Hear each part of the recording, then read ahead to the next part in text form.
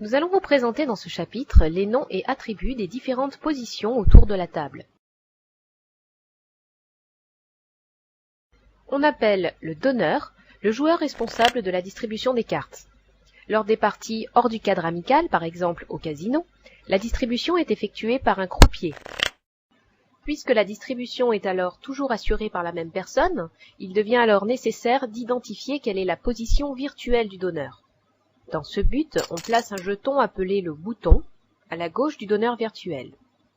Le joueur dont ce serait le tour de donner les cartes est habituellement appelé le bouton, ou encore le donneur, dealer en anglais, et ce même s'il ne distribue en fait aucune carte.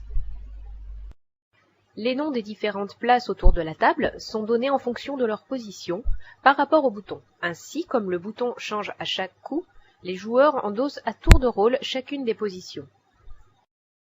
On appelle petite blinde le joueur situé tout de suite à la gauche du bouton. Ce joueur est ainsi nommé car il doit s'acquitter dès le début du coup, et donc avant de pouvoir regarder ses cartes privatives, d'une mise nommée blinde. La valeur de la blinde est fixée au début de la partie, avant le début d'un coup. Lors des tournois, cette valeur augmente régulièrement afin de rendre chaque coup plus juteux que le précédent. On appelle grosse blinde le joueur situé tout de suite à la gauche de la petite blinde.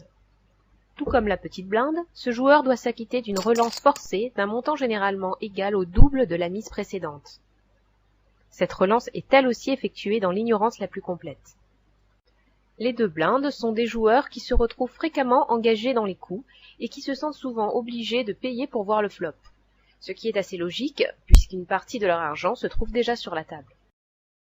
On appelle under the gun, ou UTG, le joueur situé tout de suite à la gauche de la grosse blinde. Ce joueur est ainsi nommé car il sera le premier à parler lors du premier tour d'enchères. Nous verrons dans des leçons ultérieures comment ces positions affectent le jeu d'un joueur de poker expérimenté.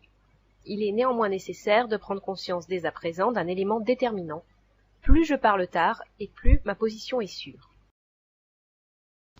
Lorsque deux joueurs s'affrontent en tête-à-tête, l'ordre des blindes est inversé. Le bouton se retrouve petite blinde, et c'est son adversaire qui est grosse blinde. Cette modification fait du donneur le joueur under the gun, il sera donc le premier à parler lors du coup.